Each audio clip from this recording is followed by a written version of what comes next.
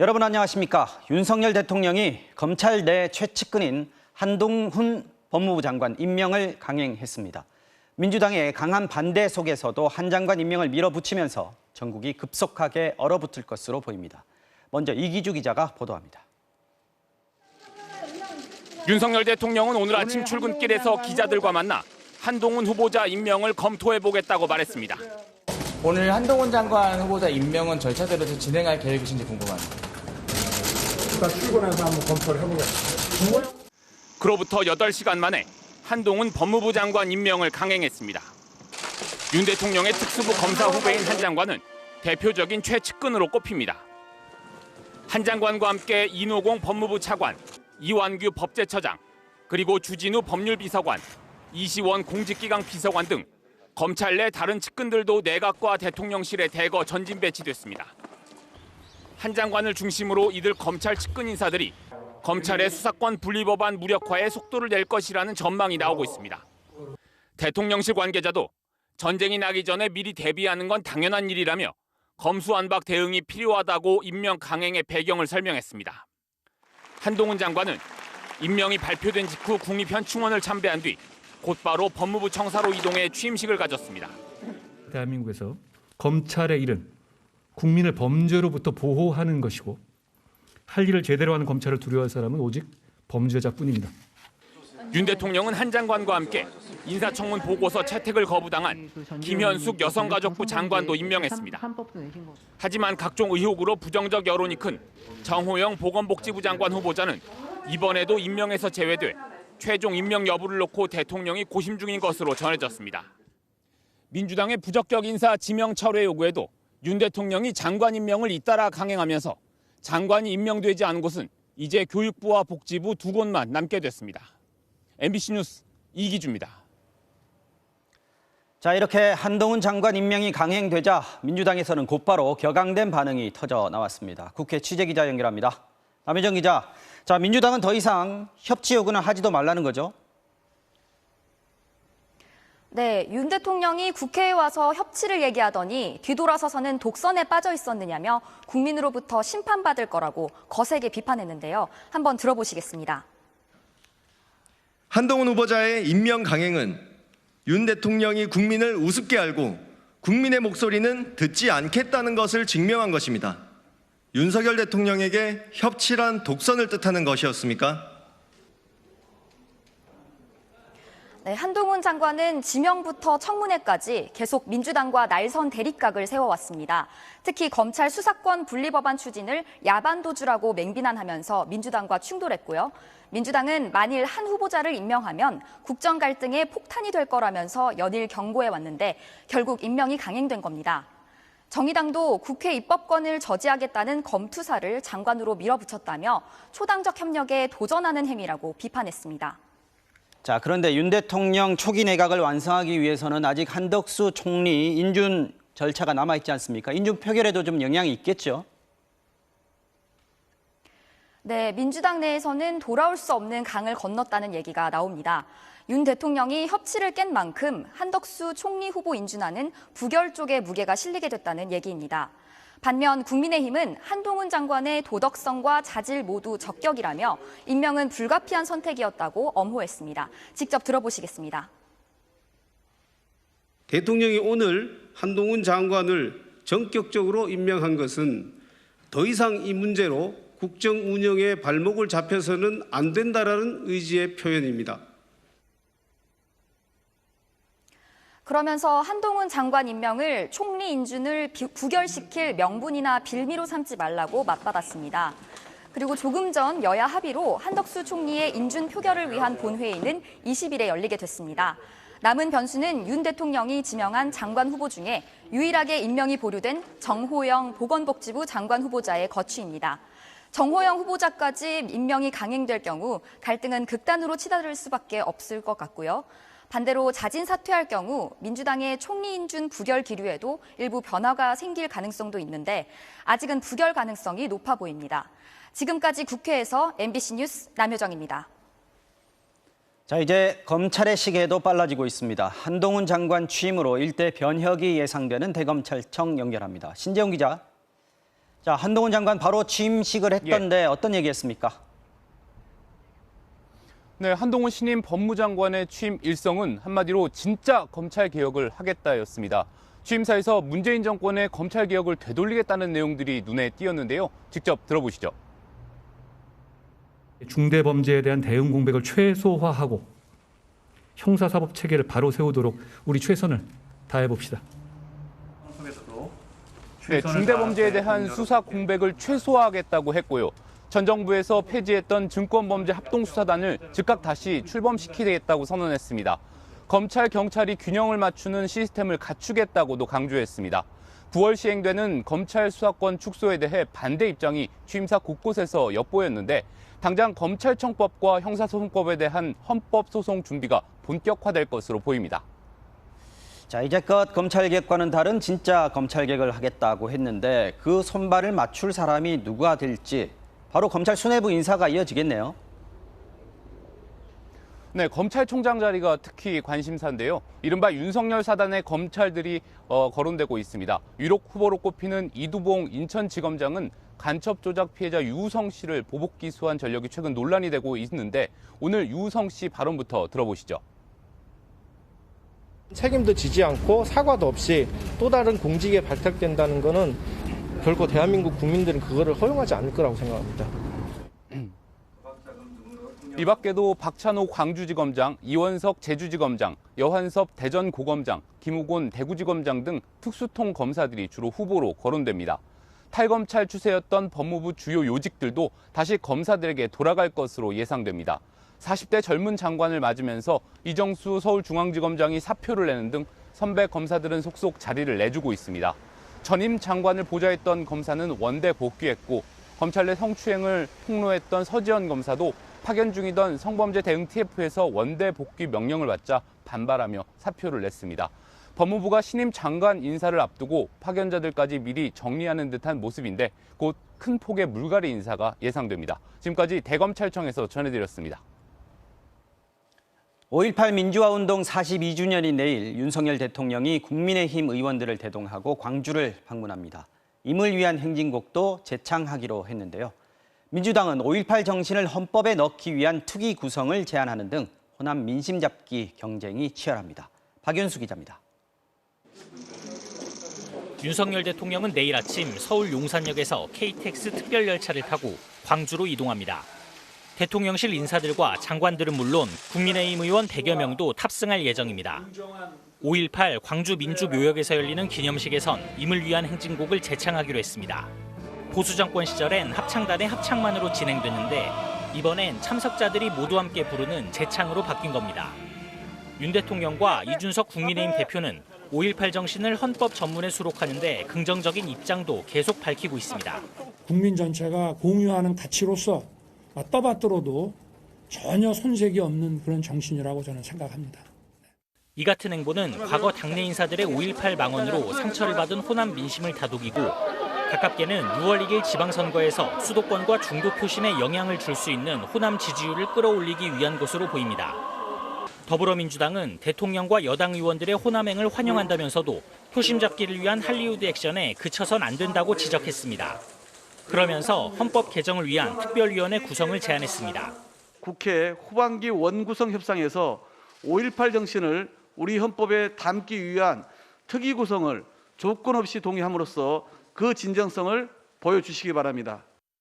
이재명 총괄선대위원장과 김동연 경기지사 후보도 5.18 묘역을 찾았습니다. 민주당 후보들이 5.18을 하루 앞두고 광주를 찾은 건 윤석열 대통령과 여권 인사들에 앞서 핵심 지지층인 호남 민심을 다지기 위한 뜻으로 풀이됩니다. 다시는 임을 위한 행진곡을 부를 것이냐 말 것이냐로 국민 갈등을 만들어내지 않았으면 좋겠다는 작은 소망 말씀드립니다. 이어서 광주 금남로에서 열린 민주평화 대행진 행사와 5.18 전야제에 참석하며 광주 정신을 함께 기렸습니다. MBC 뉴스 박윤수입니다. 지하철 여성 전용 칸 때문에 남자아이의 자유가 박탈됐다. 성추행을 미화했다는 논란을 빚은 윤재순 대통령실 총무비서관의 과거 시집에서 이렇게 또 문제 발언이 확인됐습니다. 윤 비서관은 오늘 국회 운영위원회에 나왔는데 과거 성비위 의혹에 대해서도 해명을 하다가 논란만 키웠습니다. 구민지 기자입니다. 성추행 미화 논란을 불러온 윤재순 대통령실 총무비서관의 전동차에 설한 시의 원문이 추가로 확인됐습니다. 2001년 비매품으로 펴낸 시집으로 성추행 장면에 대한 구체적 묘사는 논란이 됐던 시와 똑같았는데 시 제목 옆엔 전철칸의 묘미라는 부제가 붙었고 시 끝부분에 요즘은 여성 전용 칸이라는 법을 만들어 남자아이의 자유도 박탈하여 버렸다나라는 표현이 더 포함됐습니다. 왜곡된 성인식을 더 노골적으로 드러낸 건데 국회 운영위에 출석한 윤 비서관은 즉답을 피했고 시 표현 관련해서 사과 안 하실 거예요? 논란의 중심에 선대 대한 포괄적 사과만 했습니다. 불쾌감을 느꼈다면 그거는 당연히 제가 사과를 드려야 맞다고 생각합니다. 먼저 사과를 드리겠습니다. 하지만 윤 비서관의 검찰 재직 시절 과거 성비위 전력에 대한 지적이 여야 가릴 것 없이 잇따랐습니다. 문고리 권력의 핵심으로 꼽히는 우리 1급 총무비서관이 성비위자가 임명된 것도 모자라서 비호하는 상황이 벌어지고 있는 이 상황이 참 참담합니다. 대통령 비서실에서 중책을 수행하게 되는 만큼 잘못된 부분이 있으면 제대로 된 사과가 필요하다고 생각합니다. 의원들의 성토에 윤 비서관은 경고 처분을 받은 지난 2003년 상황을 설명했는데 부적절한 신체 접촉을 요구했지만 성추행은 아니란 듯한 답변을 내놔 오히려 논란을 키웠습니다. 그날이 공교롭게도 제 생일이었고요. 뭐 해줄까 그래서 뽀뽀해주라 라고 화가 나서 했던 말은 맞습니다. 그래서 버리다 하고 갔던 것이고요. 그런데 그게 마침 제가 어떤 성추행을 했다. 김대기 비서실장은 윤 비서관 문제에 대해 국민의 눈높이에 어긋나는 부분이 있었다며 유감을 표하면서도 사퇴에 대한 언급은 하지 않았습니다. 서울시 간첩 조작 사건의 담당 검사로 중징계를 받은 이시원 전 검사가 공직자들의 비위를 감찰하는 공직기강 비서관을 맡는 게 적절하냐는 질의에도 김 비서실장은 징계가 평생 족쇄가 될 순 없다고 본다고 밝혔습니다. MBC 뉴스 구민지입니다. 이재명 민주당 상임고문의 성남FC 후원금 유치 의혹을 수사하는 경찰이 오늘 성남FC 구단과 두산건설을 압수수색했습니다. 성남시청 압수수색에 이어 보름 만에 이어진 두 번째 강제 수사입니다. 김민형 기자의 보도입니다.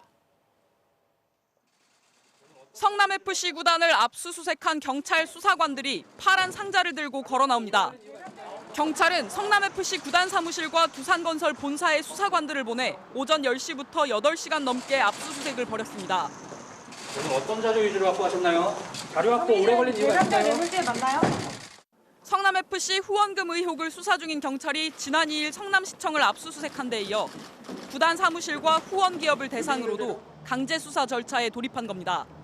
2015년부터 2017년까지 당시 성남시장이었던 이재명 민주당 상임고문은 성남FC 구단주를 맡으면서 6개 기업으로부터 후원금과 광고비 등 160여억 원을 유치했습니다. 경찰은 이 과정에서 기업들이 후원금을 대가로 특혜를 받은 건지 들여다보고 있습니다. 두산그룹의 경우 2015년 병원 부지였던 분당구 정자동 땅이 상업용지로 용도 변경됐는데 성남FC에 42억 원을 후원한 건 그 다음입니다. 용도 변경 허가를 받은 두산은 그 자리에 분당 두산타워를 지었는데 이후 부동산 가치가 급상승했다는 평가입니다. 하지만 이재명 고문은 관내 기업을 상대로 시민구단의 광고를 유치하고 그에 따라 기업 활동을 지원한 것이라고 설명해왔습니다. 이 유인하는 유인책을 가지고 혜택을 줬다고 비난을 하면 되겠습니까? 혜택을 줘야 기업이 오지요.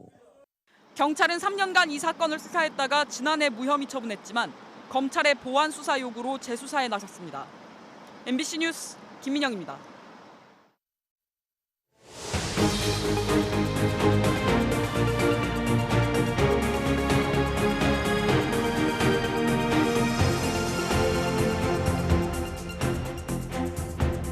자, 이번엔 갈수록 심각해지고 있는 북한의 코로나19 상황으로 뉴스 이어가겠습니다. 지금까지 발생한 발열 환자가 150만 명에 육박할 정도로 확산세가 걷잡을 수 없이 커지고 있는 상황인데요. 24시간 의약품 수송에 나선 북한군은 결의대회까지 하면서 비장함을 보였습니다. 북한 매체들은 김정은 위원장의 지시로 이 모든 방역이 이뤄지고 있다고 강조했습니다. 먼저 서희연 기자가 전해드리겠습니다. 우리의 국방부에 해당하는 북한 국방성 광장. 인민군 의무부대원들이 빼곡하게 늘어섰습니다. 의약품 공급 특별명령 수행에 앞선 결의 모임입니다. 부대원들은 비장한 표정으로 인공기를 향해 경례합니다. 한 병사는 인공기를 부둥켜 안고 임무 수행을 맹세합니다. 수십 대의 수송 차량에 나눠 탄 의무 부대원들은 평양 시내 약국을 돌아다니며 24시간 약품 공급에 돌입했습니다. 노동신문은 김정은 위원장의 불같은 진정을 인민들에게 전달하는 숭고한 애국사업, 위대한 인민사랑이 응축된 귀중한 약품, 사랑의 불사약이라는 표현까지 썼습니다. 코로나의 급격한 확산으로 민심이 흉흉해지고 김 위원장의 리더십에 상처가 생기는 것을 막기 위해 사용한 표현으로 보입니다. 코로나 재난방송 체제로 전환한 조선중앙TV도 연일 특집물을 쏟아내고 있는데 속보를 위해 급하게 현장 제작도 이뤄지고 있습니다.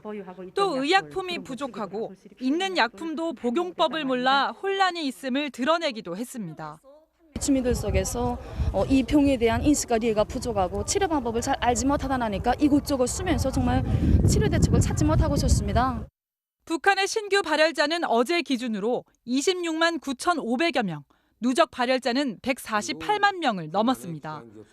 북한은 새로 사망자가 6명이 더 나와 누적 사망자가 56명이라고 발표했지만 실제로는 최소 대여섯 배는 더 나왔을 것으로 보건 전문가들은 보고 있습니다.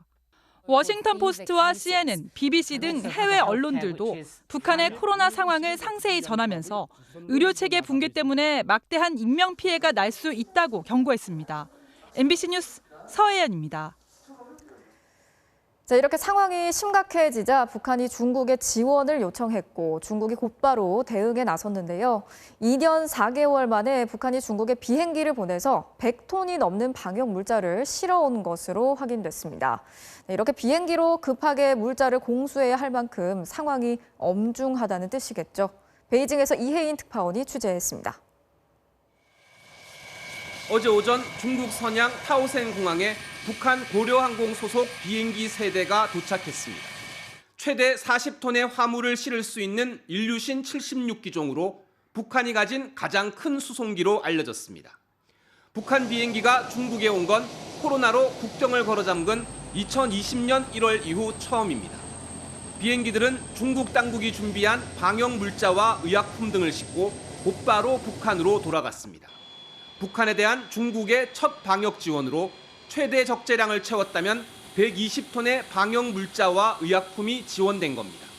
대북 소식통은 북한 상황이 엄중한 만큼 가장 빨리 물자를 실어 나를 수 있는 비행기를 선택한 것으로 보인다며 추가 운행 가능성도 있다고 말했습니다. 중국이 북한의 의료 인력도 지원할 거란 얘기가 있었지만 비행기에 중국 측 인원은 탑승하지 않은 것으로 알려졌습니다. 북중 양측은 대규모 방역 지원을 위해서는 비행기로는 한계가 있다고 보고 기차와 선박을 이용한 운송 방안을 협의 중인 것으로 알려졌습니다. 我们将和朝方在抗疫的过程当中相互支持，加强合作。 중국의 지원과는 별개로 선양과 다롄 등에서는 북한 기관원들이 방역 물품과 의약품을 대거 구입해 선박으로 북한 남포항에 보내고 있는 것으로 알려졌습니다. 베이징에서 MBC 뉴스 이혜인입니다. 북한이 이렇게 중국으로부터 방역 지원을 받기 시작했지만 정작 도움을 주겠다고 한 우리 정부의 제안에 대해서는 아직까지 통지문조차 받지를 않고 있습니다. 남측의 도움은 받지 않기로 한 게 아니냐 이런 분석도 나오고 있는데요. 정부는 북한이 제안을 받을 가능성이 반반이라고 보고 다른 채널을 찾아보는 방법도 고민하고 있습니다. 이어서 곽승규 기자가 취재했습니다. 북한은 어제에 이어 오늘도 묵묵부답이었습니다. 방역 지원을 위한 실무 접촉을 제안하는 우리 정부의 통지문은 북한이 수령 의사를 밝히지 않아 오늘도 전달되지 못했습니다. 북한이 일단 통지문을 수령하고 협의에 나서겠다고 해야 구체적인 코로나 지원 방안이 논의되는데 첫 관문부터 꽉 막힌 겁니다. 국회에 출석한 권영세 통일부 장관은 북한이 통지문을 수령할 가능성을 묻는 질문에 이렇게 답했습니다. 아직은 50대 50이다. 저희들은 좀 기대를 가지고 그렇게 보고 있습니다. 정부는 북한이 우리 측의 지원 제안을 끝까지 거부할 가능성도 염두에 두고 있습니다. 어제 국회를 찾은 윤석열 대통령은 의장단과의 환담에서 북한이 부담을 느끼지 않는 우회로를 얼마든지 활용할 생각이란 취지의 발언을 했다고 참석자인 정진석 국회 부의장이 밝혔습니다. 정부 간 직접 지원이 가장 좋지만 여의치 않으면 다른 채널로 우회로를 찾겠다는 겁니다. 국제기구를 통한다든지 아니면 민간이 지원을 할 수 있게 한다든지 이런 다른 방법도 얼마든지 생각할 필요가 있다. 북한이 도발, 특히 핵실험을 감행하더라도 코로나 지원은 별개로 보고 검토해야 한다는 입장도 국방부 장관을 통해 나왔습니다. 핵실험을 해도 그러면 인도주의 지원에 국방부가 반대 안 합니다. 제네바 협정에서도 우리가 적군이라 하더라도 치료나 이런 것들은 해주도록 되어 있습니다. 뭐 그런 차원에서 생각하신다면은 좀 달리 보실 수 있다라고 저는 생각합니다. WHO도 미 접종 국가인 북한에서 급속한 확산이 우려된다며 지원할 준비가 돼 있다고 밝힌 가운데 우리 시민단체들도 북한이 우리 정부의 지원 제의를 수용해야 한다고 촉구했습니다. MBC 뉴스 곽승규입니다. 자, 정부가 이번에 소상공인들을 지원하기 위한 추경 예산을 짜면서 대신 다른 예산을 일부 줄였는데요. 그 상당 부분이 국방 예산이었습니다. 병사들의 숙소를 새로 짓거나 새 군화를 지급할 예산들이 그만큼 삭감이 됐는데요. 집무실 이전으로 인해서 이미 피해를 본 군을 또 홀대하는 게 아니냐, 안보를 강조한 정부의 방침이랑 어긋난다. 이런 문제 제기가 이어졌습니다. 정동훈 기자가 취재했습니다. 전투와 헬멧 같은 장병들을 보호할 장비와 물자 예산 3,300억 원, 장병들 숙소와 식당을 새로 짓고 고칠 예산 4,200억 원. 이번 추경 예산 편성에서 깎인 국방 예산인데 장병 복지와 직결된 것만 9,500억 원이 줄었습니다. 국회 예산심의에선 의원들의 질타가 쏟아졌습니다. 건물 내주라고 해서 건물 내줬고 관사 비워달라고 해서 관사 비워줬더니 이제 예산까지 깎느냐, 장병들 옷과 구두까지 벗기느냐.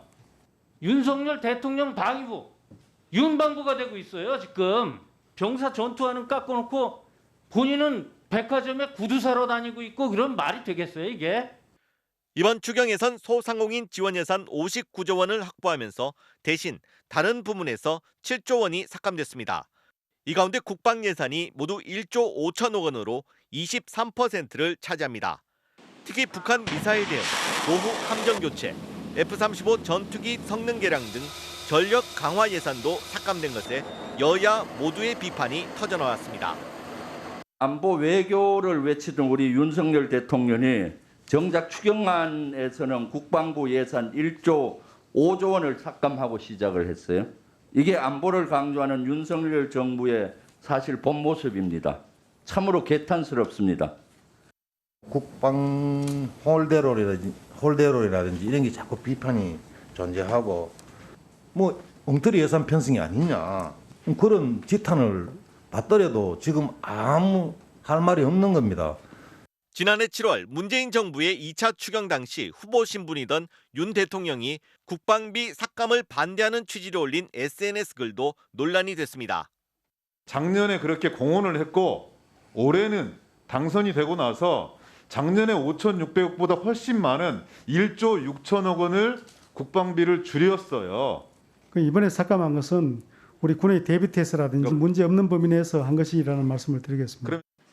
국방부는 삭감 편성한 예산은 사정상 올해 집행이 어려운 예산이라고 해명하며 장병들의 사기와 관련해선 부정적인 영향이 가지 않게 하겠다고 밝혔습니다. MBC 뉴스 정동훈입니다. 자, 요즘 집에서 간편하게 요리해 먹을 수 있는 밀키트 제품 많이들 찾으시죠? 그런데 이 밀키트 하나에 들어있는 나트륨과 포화 지방이 하루 기준치를 훌쩍 넘는 경우가 많다고 합니다. 밀키트의 경우에는 영양 성분을 표시해야 하는 의무도 없기 때문에 드실 때 주의를 하셔야겠습니다. 임상재 기자의 보도 보시겠습니다. 서울의 한 대형마트, 밀키트 코너에 들어온 제품이 50 정도 넘습니다. 찌개, 전골, 볶음 요리까지. 혼자 살고 하니까 맨날 재료 사놓으면 다 상하거나 했지만 요거는 1인분만 해 먹을 수 있는 거니까 그게 편해가지고. 편리하긴 한데 건강에도 괜찮을까? 이 밀푀유 나베는 2인분 양인데요. 혼자 절반인 1인분을 먹게 되면 나트륨을 하루 기준보다 더 많이 섭취하게 됩니다. 소비자 시민 모임이 밀푀유 나베, 부대찌개, 로제 파스타 25개 제품을 조사했더니 1인분만으로도 나트륨 하루 기준치를 초과한 제품이 11개나 됐습니다. 포화 지방이 하루 기준치를 초과한 제품도 6개나 됐습니다. 밀키트 시장은 1인 가구 증가와 코로나로 급성장했습니다. 이마트의 피코크, 쿠팡의 곰곰, 이랜드 계열의 애슐리까지 대기업들이 줄줄이 이 시장에 뛰어들었습니다. 2017년 20억 원 정도였는데 2020년에는 1,800억 원으로 100배 가까이 커졌습니다. 3년 뒤인 2025년에는 7,200억 원으로 4배 더 커질 것으로 전망됩니다. 나트륨과 포화지방을 너무 많이 먹으면 비만, 고혈압, 동맥경화 위험이 높아집니다. 하지만 영양 성분 표시가 되어 있는 밀키트는 별로 없습니다. 라면 같은 공산품과 달리 자연 재료들로 구성돼 성분 표시가 어렵다는 이유로 의무 표시 대상에서 빠져 있기 때문입니다. 소비자들이 밀키트의 영양 성분 함량을 알 수 있도록 간편 조리 세트를 영양 표시 대상으로 확대하는 것이 필요하다고. 식약처는 영양 성분 표시 도입을 논의하겠다고 밝혔습니다. 그 전까지는 소비자들이 알아서 조심해야 할 것 같습니다. MBC 뉴스 임상재입니다. 한국인 권도형 씨가 만든 가상화폐 테라와 루나. 권 씨 측이 지난주에 테라의 폭락을 막기 위해서 비트코인 8만 개, 3조 원어치를 퍼부었지만 결국 실패한 것으로 드러났습니다. 이렇게 폭락을 하는 와중에도 단기 차익을 노리고 뛰어들었다가 몇 천만 원씩 돈을 날린 사람들도 있습니다. 이덕영 기자가 취재했습니다. 테라와 루나를 만든 권도영 씨가 세운 지원재단이 올린 트위터입니다. 재단이 갖고 있는 자산 내역을 공개했는데 비트코인이 313개밖에 안 남았습니다. 열흘 전만 해도 8만 394개를 갖고 있었으니까 8만 개 넘게 사라졌습니다. 현재 시세로 3조 원어치입니다. 재단은 비트코인을 판 돈으로 테라의 가격 방어에 다 썼다고 밝혔습니다. 이 말이 사실인지는 확실하지 않지만 사실이면 일주일 사이 3조 원을 투입했는데도 테라 가격 폭락을 막지 못하고 다 날린 셈입니다. 재단은 남은 비트코인 120억 원어치는 소액 투자자 보상에 쓰겠다고 밝혔지만 전체 손실 규모는 50조 원이나 됩니다. 권도영 씨는 다음 주 금요일에 제2의 테라 생태계를 만들어 테라를 부활시키겠다는 계획도 밝혔습니다. 하지만 성공 가능성은 높지 않아 보입니다. 시장에서 신뢰가 회복이 되면 유지될 수는 있겠지만 일단 한번 신뢰가 무너졌는데 신뢰 회복이 쉬울까요? 루나가 이렇게 폭락하는 와중에도 단기 차익을 노린 사람들이 뛰어들고 있습니다. 한 유튜버는 루나가 폭락하던 지난주 목요일 밤 3,900만 원을 투자했다가 3,300만 원을 날렸습니다. 나 너무 무서워 얘들아. 실제로 루나가 폭락한 다음 날에도 국내 최대 가상화폐 거래소 업비트에서 루나는 1,633억 건이나 거래됐습니다. 업비트가 이번 사태 이후 루나로 챙긴 수수료만 100억 원이 넘을 것으로 추산됩니다. 업비트로 단타가 들어오는 게 140만 배 거래량이 증가했다고 얘기가 나오더라고요. 금융당국은 루나를 갖고 있는 국내 투자자를 28만 명으로 추산했습니다. 가상화폐는 과연 미래가 있을까? 업계 안에서조차 전망은 조심스럽습니다. 가상자산이라는 것 자체가 다 실험이거든요. 사실 실험이라는 게 대부분 다 실패해요. 원래 가상자산이라는 게 성공할 가능성이 되게 적은 거예요. 지난 5년 사이 상장 폐지된 가상화폐는 541종, 투자자 피해액은 1조 원으로 추정됩니다. MBC 뉴스 이덕영입니다.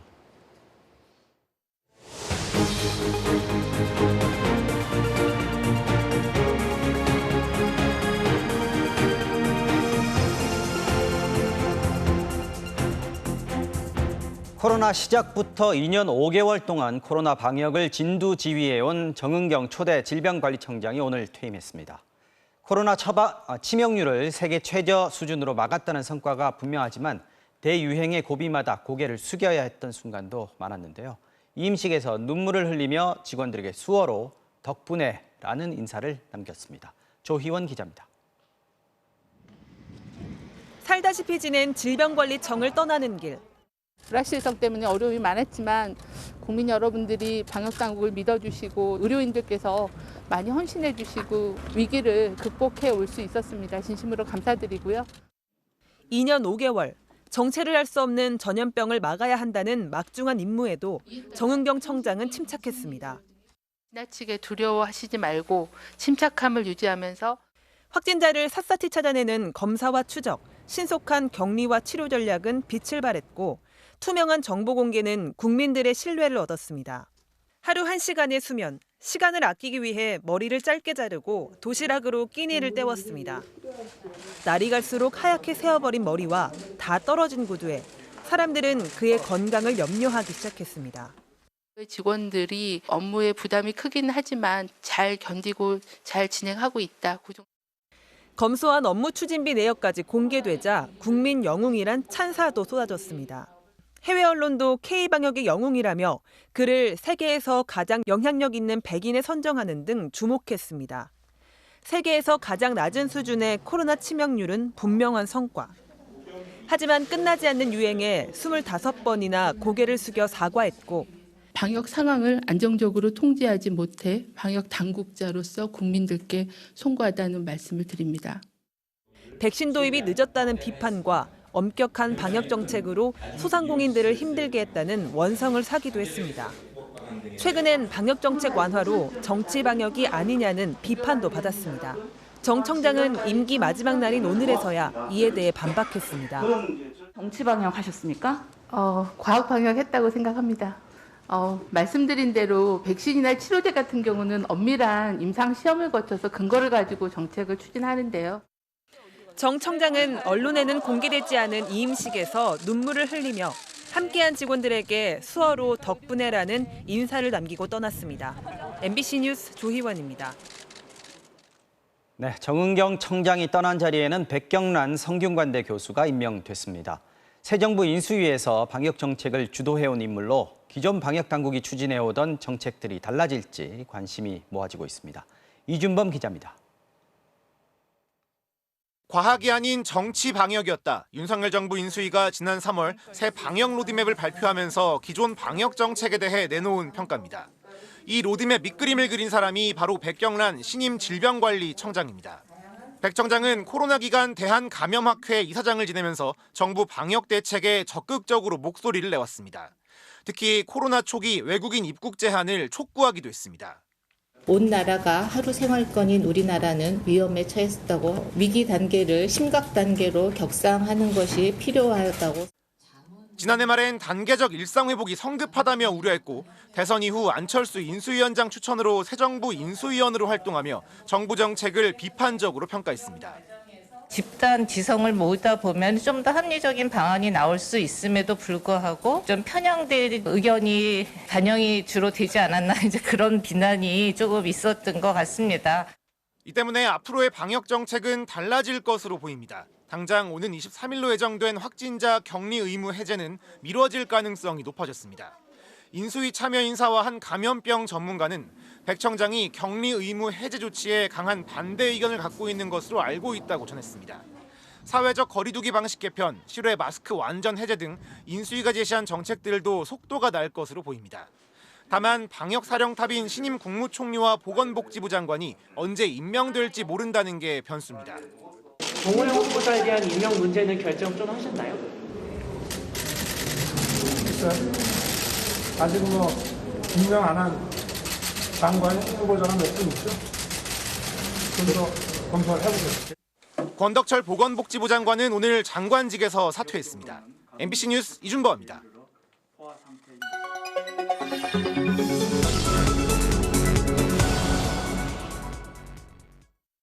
알고 보니 시작합니다. 집무실 용산 이전과 함께 시작된 윤석열 대통령의 출퇴근길.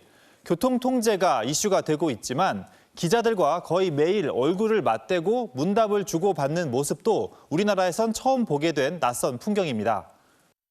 절차대로 진행할 계획이신지 궁금합니다. 검토를 해보겠습니다.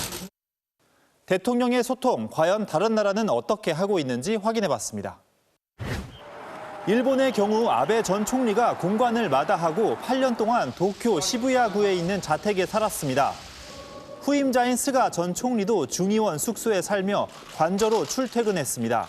현직 기시다 총리는 9년 만에 공관으로 돌아왔습니다. 하지만 관저 안에 기자실이 있다 보니 드나들 때 로비에서 간이 기자회견이 열리는 건 예나 지금이나 변함없는 풍경입니다. ユン大統領の就任についてはお喜びを申し上げたいと思います。日韓の間においてはご承知のように難しい問題が存在するわけではありますが、このまま放置することはできない。 그럼 출퇴근을 해야만 언론과의 이런 일상적인 소통이 가능한 걸까요? 미국 백악관은 예전 우리 청와대처럼 대통령이 사는 집과 사무실이 한 울타리에 있고 출퇴근길에 기자들을 마주칠 일이 없습니다. 하지만 대통령 헬기가 뜰 때 잔디밭에서 수시로 즉석 기자회견이 열립니다. Sir, what is the state of your health after this exam today? We're in great shape, and so I'm looking forward to celebrating my 58th birthday. 미국 대통령의 일정은 공식 홈페이지에 올라오는데 일반 국민들도 누구나 볼 수 있습니다. 5월 17일 오늘자 바이든 대통령의 일정입니다. 공지된 내용을 살펴보니 기자들이 질문을 던질 수 있는 일정이 무려 8번이나 됩니다. 횟수만 많은 게 아닙니다. 질문을 외칠 때 제대로 들리지 않으면 대통령이 몸을 돌려 귀를 기울이고 기자들 역시 곤란하거나 공격적인 질문을 주저하지 않습니다. I never worked for Russia, and you know that answer better than anybody. I never worked for Russia. 일본 총리 일정은 다음 날 일간지에 공개됩니다. 출근 시간은 물론이고 저녁에 어느 식당에서 누구를 만났는지, 어느 미용실에서 이발을 했는지까지 분 단위로 낱낱이 적혀 있습니다. 국민 대표로서 일거수일투족이 투명하게 공개돼야 한다는 공감대가 형성돼 있는 겁니다. 일본의 기시다 총리는 취임 후 6개월 동안 기자들과 100번을 만났다고 합니다. 전직 대통령들과 달리 자연스럽게 소통이 늘어난 지금 상황을 윤 대통령 역시 곤혹스러운 상황이 오더라도 지켜나가는 게 용산 이전의 취지를 살리는 길일 겁니다. 알고 보니였습니다.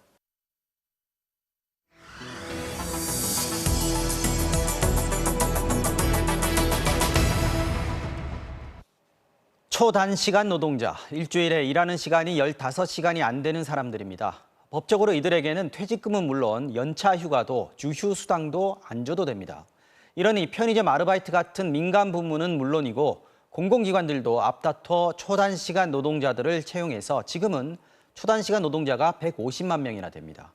차주혁 기자가 취재했습니다. 2017년 창단된 용인시립예술단. 성악가 정윤교 씨는 창단 멤버입니다. 60대 1인 걸로 알고 있었습니다. 엄청 치열한 경쟁이 있거든요. 예, 맞습니다. 엄청 치열하게 해서 들어왔습니다. 그런데 매일 저녁 성악 대신 다른 일을 합니다. 월급이 너무 적기 때문입니다. 배달 플랫폼에서 인바운드 상담을 하고 있고요. 저녁 7시부터 밤 12시까지 근무를 합니다. 단원들은 하루 3시간씩 일주일에 3일만 일합니다. 한 달이면 12번 출근하고 일당 10만 원씩 120만 원을 받습니다. 2020년엔 코로나로 연습이 줄어 80만 원을 받았고 재택 연습을 했던 8개월 동안은 한 달에 56만 원 받았습니다. 시립 합창단 다니고 있다 그러면 그냥 공무원으로 알고 있더라고요. 아우, 나랏밥 먹고 사시네 이렇게 하는데 아니에요. 월급 이렇게밖에 못 받아요 하기도 참 부끄럽고. 용인시만 그런 게 아닙니다. 의정부시, 과천시, 양주시, 구리시. 명색이 시립예술단인데 단원들은 다 이런 초단시간 노동자입니다. 합창단 18년 차인데 세금 제외하고 97만 원 받고 있습니다. 그리고 어떤 친구들은 택배하는 친구들도 있고요. 그리고 또 편의점 알바도 있고. 초단시간 노동자. 일주일에 15시간보다 적게 일하는 노동자들입니다. 노동법이 보장하는 주휴수당, 연차휴가, 퇴직금, 실업수당을 하나도 못 받습니다. 이런 초단시간 노동자는 민간기업은 물론 공공기관에서도 빠르게 퍼지고 있습니다. 우정사업본부는 소포분류 일손이 모자라는 월요일 하루만 일하는 노동자를 260명 뽑았습니다. 고용노동부 산하기관인 한국폴리텍대학, 준공공기관인 기업은행도 청소와 조리 노동자를 초단시간으로 채용합니다. 10만 원 돈도 안 돼요. 제가 월급이 조금 해갖고 우리 동네 치과 1시간짜리 또 일해요. 초단시간 노동자 증가세에 불을 붙인 건 박근혜 정부였습니다. 공무원 1%를 의무적으로 단시간 노동자로 채우게 했고 민간기업엔 보조금까지 줘가며 시간제 채용을 독려했습니다. 일과 삶의 균형을 가능하게 하고 기업의 인력 활용의 유연성을 높여 우리 사회가 선진국가로 도약하기 위한 핵심 과제입니다. 하지만 그 결과 생계가 불안정한 일자리가 크게 늘어났습니다. 결국은 초단시간 노동자가 증가한다는 것은 우리 사회 전반 노동시장에 있어서 보호받지 못하는 취약노동의 증가라고 볼 수 있습니다. 2012년 79만 명이었던 초단시간 노동자는 지난해 150만 명으로 늘어났습니다. 35시간보다 적게 일하는 단시간 노동자까지 합치면 670만 명. 노동자 4명 중 1명입니다. MBC 뉴스 차주혁입니다.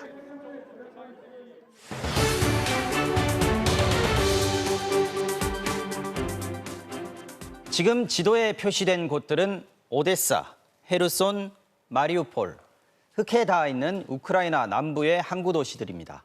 세계적인 밀 생산국인 우크라이나가 이 항구들을 통해서 밀을 수출해 왔습니다. 현재는 러시아의 봉쇄로 수출길이 막혀 있습니다. 전 세계 밀 공급 대란의 이유 가운데 하나입니다. 밀 가격은 올 들어서만 60% 가까이 올랐는데 시간이 갈수록 더 비싸질 수밖에 없는 상황입니다. 김현지 기자가 취재했습니다. 다리가 무너지고 건물이 붕괴돼 시멘트 더미로 변해버린 도시 오데사. 러시아는 이 도시를 폭격하고 수출 항구를 막았습니다. 바다 수출길이 막힌 밀은 폴란드와 루마니아를 거치는 육로를 찾고 있습니다. 국경으로 가는 도로에는 밀을 실은 트럭들이 길게 줄지어 있습니다.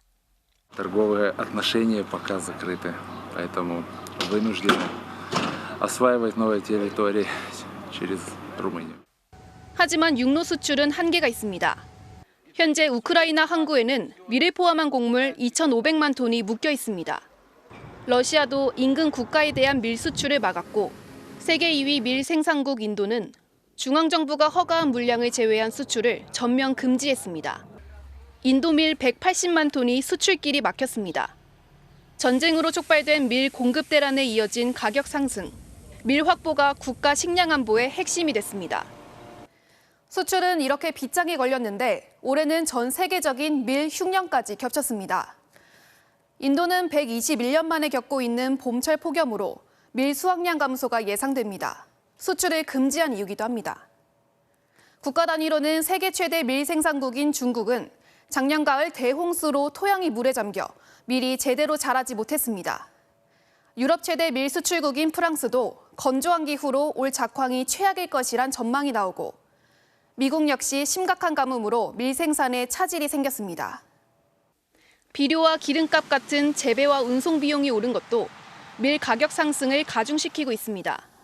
밀 가격은 이미 올해에만 60% 올랐습니다. They will face perhaps a lack of supply and also much more expensive grain. So they will really suffer, these countries. 이미 우리나라는 10년 동안 빵과 라면이 10%가 넘게, 국수는 30% 가까이 비싸졌습니다. 글로벌 밀 가격 상승 여파는 하반기로 갈수록 본격화될 전망입니다. MBC 뉴스 김현지입니다. 1990년 1월 무너져가는 소련의 중심부 모스크바에 맥도날드 1호점이 문을 열었습니다. 개장 첫날 미국 문화의 상징을 맛보기 위해 시민 3만 명이 긴 줄을 섰고 개혁 개방의 선두에 섰던 보리스 옐친도 매장을 찾으면서 냉전 시대의 종식을 예고하는 사건으로 기록됐습니다. 그리고 오늘 맥도날드는 러시아 내 850개 매장을 완전히 닫고 철수를 선언했습니다. 우크라이나 전쟁, 그 후의 세계는 어떻게 될 것인가? 역사의 또 한 장면이 기록됐습니다. 박진주 기자입니다. 러시아 수도 모스크바의 맥도날드. 1층부터 2층까지 햄버거를 사려는 시민들이 몰려들었습니다. 무인주문 단말기 앞에 늘어선 긴 줄. 햄버거를 사려는 행렬은 매장 밖으로 길게 이어졌습니다.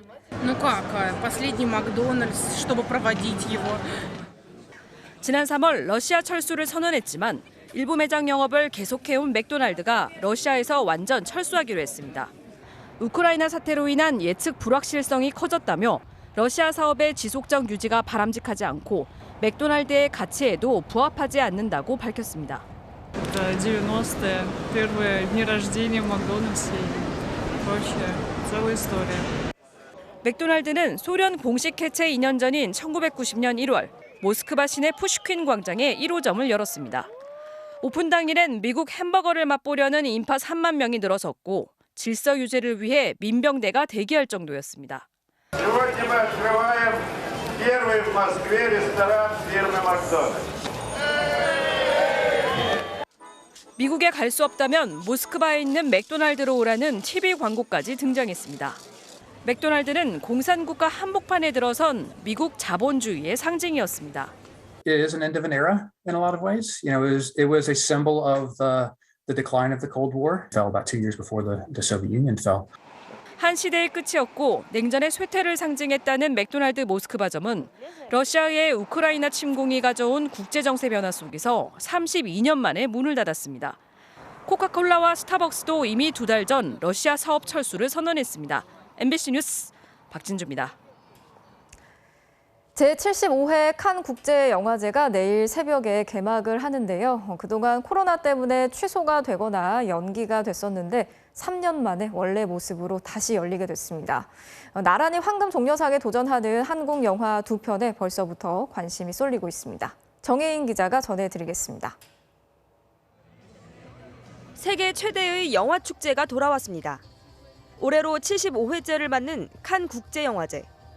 세계 각국의 영화 21편이 최고 영예인 황금 종려상을 놓고 겨루게 됩니다.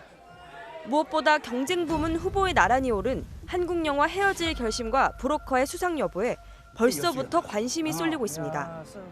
This year you have a lot of Asian cinema, particularly Korean cinema. Park Chang-wook, who made Old Boy, is here with Decision to Leave, which I'm really excited to see. You've got Broker, which is.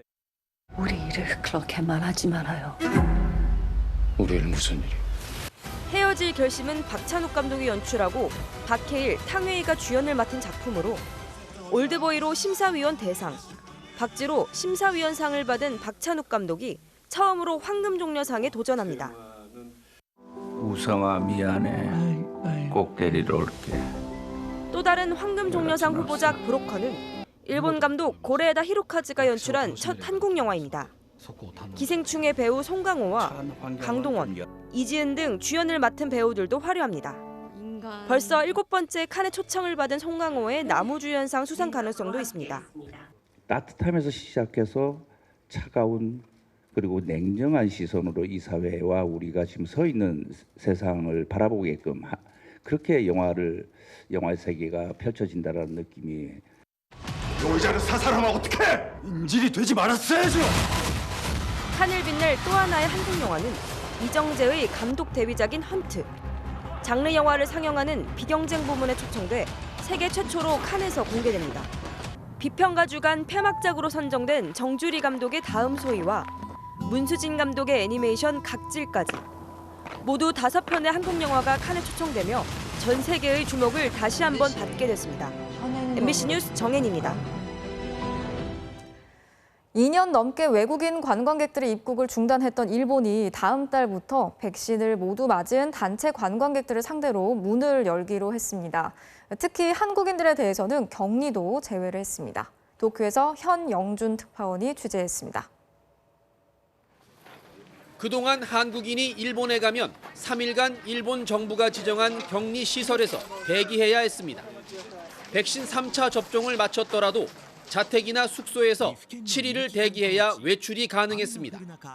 그러나 오늘부터 한국인은 지정 격리 대상에서 제외됩니다. 백신 3차 접종자는 입국 즉시 자유롭게 돌아다닐 수 있습니다. 이번 조치에 대해 일본 외무성은 한국의 코로나 감염 상황과 한국인 입국자의 코로나 검사 양성 비율 등을 고려해 결정했다고 밝혔습니다. 일단 이 조치는 주재원이나 유학생에게만 적용됩니다. 일본 관광은 다음 달부터 가능합니다. 일본 정부가 쇄국을 푸는 건 2020년 3월 외국인 관광객 입국을 전면 금지한 후 2년 3개월 만입니다. 다만 단체 관광객에 한해 하루 2만 명으로 제한되고 백신 3차 접종을 마쳐야 합니다. 観光を含む国際的な人の往来は我が国の経済活動や地域の活性化にとって極めて重要です。 고사 위기에 일본 관광업계도 숨통이 트이게 됐습니다. 大歓迎ですね。やっぱ旅行客が増えるのことによって私たち経営している飲食店もお客様がいらっしゃることになるのですごく嬉しいです。 그러나 일본이 중국산 백신 접종은 효력을 인정하지 않기로 해 중국인 입국은 어렵게 됐습니다. 코로나 방역 상황의 안정과 각국 정부의 요청으로 일본이 예상보다 빨리 입국 제한을 풀기로 했습니다. 그러나 외국인 관광객들은 당분간 버스나 지하철 등 대중교통 이용이 제한됩니다. 도쿄에서 MBC 뉴스 현영준입니다. 제로 코로나 정책을 고수하고 있는 중국에서는 베이징 대학교의 학생들이 여기에 반발을 하면서 단체 시위를 벌였습니다. 그런데 학교가 곧바로 학생들의 의견을 수용하면서 이례적으로 빠르게 대처에 나섰는데요. 베이징에서 조희영 특파원이 전해드리겠습니다.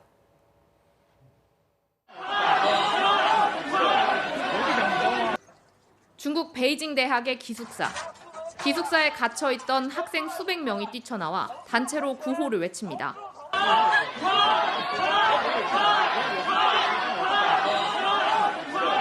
학교가 코로나를 이유로 교직원과 학생의 거주 공간을 분리하는 벽을 세우고 학생들의 출입을 더 엄격하게 통제하려 하자 반발이 터져 나왔습니다.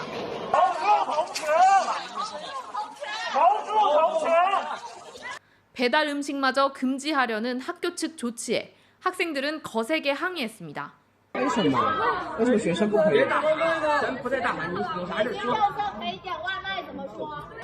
학생들은 구호를 외치고 야유를 퍼부으며 시위를 이어갔습니다. 결국 베이징대 부총장이 직접 확성기를 들고 시위 진화에 나섰고 바로 벽 설치를 중단하고 식료품 배달을 허용했습니다.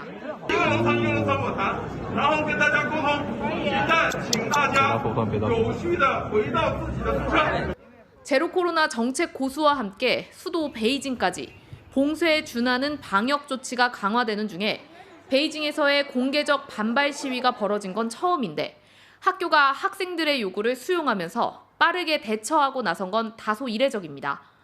베이징 대학교에서의 반발 시위가 갖는 상징성 때문이라는 해석도 있습니다.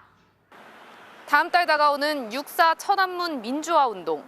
중국이 공식적으로 정치 풍파라고 표현하지만 아예 언급 자체가 금기시된 그 사건은 베이징대 학생들을 주축으로 시작됐습니다. 베이징에서 MBC 뉴스 조희영입니다. 환경을 보호하기 위해서 다음 달부터 시행되는 일회용 컵 보증금제. 좋은 취지이긴 하지만 자영업자들 사이에서는 불만이 나오고 있습니다. 보증금을 받고 돌려주는 과정에서 발생하는 비용을 모두 업주들이 부담해야 하기 때문인데요. 김정우 기자가 취재했습니다. 다음 달 10일부터 일회용 컵에 주문하려면 음료값에 보증금 300원을 더 내야 합니다. 빈컵을 반납하면 300원을 돌려받습니다. 가맹점 수가 100개 이상인 프랜차이즈 카페나 빵집 등 3만 8천여 곳에서 시행될 제도입니다. 연간 28억 개나 버려져 환경에 부담을 주는 일회용 컵 소비를 줄이자는 취지입니다. 일회용품 보증금제가 시행되면 이 플라스틱 컵 옆에 보증금 반환용 바코드 라벨지를 붙여야 합니다. 보증금을 냈는지 확인하는 바코드인데 자영업자들로선 비용이 더 들게 됐습니다. 컵에 붙일 바코드 스티커 값에 반납된 컵을 회수해가는 업체에 낼 비용까지 부담해야 하기 때문입니다. 손님하고 저희하고 주고받는 건 300원이고요. 라벨 프린트비 그리고 환경보증금 쪽으로 수수료 같은 게 들어가더라고요. 투명한 일회용 컵은 개당 약 11원, 상표 등이 새겨진 일회용 컵은 따로 모아야 해 약 17원이 추가로 든다는 겁니다. 또 소비자는 컵을 반납하면 더 냈던 300원을 돌려받지만 업주들이 더 낸 카드 수수료는 돌아오지 않는다는 문제도 있습니다. 카드로 결제하시고 300원을 저희가 현금으로 돌려드리면 300원에 대한 카드 수수료 온전히 저희 몫이에요. 다른 매장에서 팔린 컵도 반납을 받아야 하는데 회수업체가 가져갈 때까지 둘 곳이 없다는 불만도 영세업장을 중심으로 나옵니다. 그 컵을 싸놓을 데도 없고 한여름에 또 냄새 때문에 그걸 손님들 보는 앞에다 싸놓을 수도 없는 거고. 정부 시책에 대한 부담이 자영업자들에게 전가된다는 비판이 나오자 환경부도 카드 수수료 지원 등 비용 보조 방안에 대한 검토에 들어갔습니다. 또 보증금을 돌려주지 않을 경우 부과하는 과태료 300만 원에 계도 기간을 두는 방안도 논의되는 것으로 알려졌습니다. MBC 뉴스 김정우입니다. 일본군 위안부 피해자이자 인권운동가인 이용수 할머니가 한일 관계 개선에 앞서서 위안부 문제가 먼저 해결돼야 한다고 강조했습니다. 생존한 피해자는 단 11명, 남은 시간이 많지 않다면서 새 정부의 결단을 촉구했습니다. 이유경 기자가 취재했습니다. 올해 94살인 이용수 할머니는 편치 않은 몸 상태에도 목에 힘을 줘 말했습니다. 최근 새 정부가 한일 관계 개선 의지를 보이는 것과 관련해 위안부 문제 해결 없는 관계 개선은 곤란하다고 강조했습니다. 우리 문제를 빨리 해결하고 해야죠. 우리 그냥 못합니다. 윤석열 대통령한테 가서 할 겁니다. 우리 문제 빨리 해결하고 해야 된다. 박진 외교부 장관이 2015년 박근혜 정부의 위안부 합의를 공식 합의라고 인정한 것에 대해서도 분명히 반대했습니다. 2015년 합의는 무효입니다. 10억엔 그거는 돌려줄 거예요. 어떻게 해결해야 되는지 묻자 직접 인쇄해서 가져온 종이를 펼쳐 보였습니다. 일본 정부의 범죄 사실 인정과 총리의 공식 사죄, 법적 배상 등 7가지 원칙이 적혀 있었습니다. 일본이 외면하면 유엔 고문방지위원회에서 위안부 문제를 풀어야 한다고 했습니다. 일본 정부가 위안부 피해 사실을 부정하고 피해자들의 요구를 이행하지 않는 점 등이 유엔 고문방지협약상 의무 위반이란 겁니다.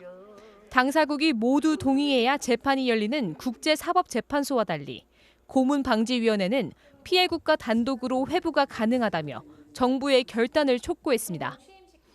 저는 고문방지협약으로 갈 겁니다. 대통령이나 외교부에서 한 말씀 하시면 해결됩니다. 지난 2일 김양주 할머니가 별세하면서 이제 남은 위안부 피해자는 11명, 모두 90살 이상입니다. 숨 떨어지기 전에 대통령님께서 우리 해결을 해주셨으면 하는 영수야 가서 꼭 전화해라 하는 얘기를 들었습니다. MBC 뉴스 이유경입니다. 2년간 극도의 부진에 빠졌던 박병호 선수가 올 시즌 홈런 타자의 위용을 되찾았습니다. 나이가 들어 실력이 떨어졌다는 비판을 거짓말처럼 잠재운 비결이 뭘까요? 김수근 기자입니다. 박병호의 5월은 무시무시합니다. 밀어서 넘기고, 당겨서 넘기고, 방향을 가리지 않고 넘기고 또 넘겼습니다. 이번 달에만 13경기에서 홈런 7개에 20타점, 장타율이 무려 8할 1푼 3리입니다. 일단 마음이 편해졌습니다. 삼진을 당하더라도 지금처럼 당해라. 주자 있을 때 이렇게 한 번씩 치면은 그게 되지 않냐. 이런 한마디가 다시 한번 자신감을 생길 수 있게 해줬고. 2년 전엔 부상으로 규정 타석도 못 채웠고 지난해엔 타율 꼴찌라는 기록까지 당했습니다. 30대 중반의 나이 탓이라는 비판에 박병호는 과감히 변화를 선택했고 타격 타이밍을 앞당긴 시도는 적중했습니다. 왼발을 움직이는 타이밍이 바뀌었습니다. 지난 시즌엔 투수의 발이 내려올 때 움직였지만 올해는 투수의 발이 올라갈 때부터 움직입니다. 미세하지만 직구 공략 타이밍이 빨라지면서 지난해 대비 히팅 포인트가 2.5cm 앞으로 나왔고 그 결과 타구 속도는 빨라지고 발사각도 더 커지면서 타구의 질이 좋아졌습니다. 올 시즌 12개 홈런 중 직구를 공략한 홈런만 7개입니다. 조금 더 여유 있게 끌어보면 어떨까라는 생각을 하게 되었고 좀 여유가 생기면서 볼에 대처하는 데 더 좋은 역할을 했던 것 같습니다. 압도적인 홈런 1위로 버프의 자존심을 되찾은 박병호. 이제 60여 개 정도가 남은 통산 400홈런을 향해 다시 새로운 출발선에 섰습니다. 300원저리에서 끝나면 좀 아쉬울 거라는 생각은 좀 들더라고요. 그래서 400개를 한번 쳐보고 싶다라는 생각은 있습니다. MBC 뉴스 김수근입니다. 골키퍼를 멍하게 만든 초장거리 슛으로 투플레이 출발합니다. 분데스리가 2부 리그 경기입니다. 중앙선 부근에서 공을 잡아서 그대로 슈팅을 날렸는데 이게 설마 들어가나요? 들어갔습니다. 골키퍼가 나와 있는 걸 보고 재치 있게 때린 59m짜리 초장거리 슛. 골키퍼는 어쩔 수 없었다는 표정인데 팬들은 신이 날 수밖에 없겠죠. 메이저리그입니다. 만루에서 유격수를 빠져나가는 총알 타고 3루 주자 들어오고 2루 주자까지 홈을 잡습니다. 그런데 포수가 공을 놓친 사이 주자들이 또 달리고 투수의 악송구까지 나옵니다. 어떻게 된 게 주자들은 슬슬 뛰어다니고 수비수들이 더 바빠요. 결국 순식간에 3실점. 지구 최하위 워싱턴 선수들 뭔가에 물렸나요? NBA 진출 도전을 선언한 이현중 선수입니다. G리그 엘리트 캠프에 참가해서 1쿼터 초반 장시인 3점 슛을 연거푸 터뜨립니다. 리바운드도 아주 적극적인데요. 20분간 코트를 누비며 9득점 6리바운드. 다음 달 드래프트에서 이현중 이름 석자가 불리길 응원할게요. 지금까지 투플레이였습니다. K리그 수원 이기재 선수가 터뜨린 강력한 무회전 중거리 슈팅입니다. 왼발에 정말 제대로 걸렸네요. 화요일 밤 스포츠 리서치입니다.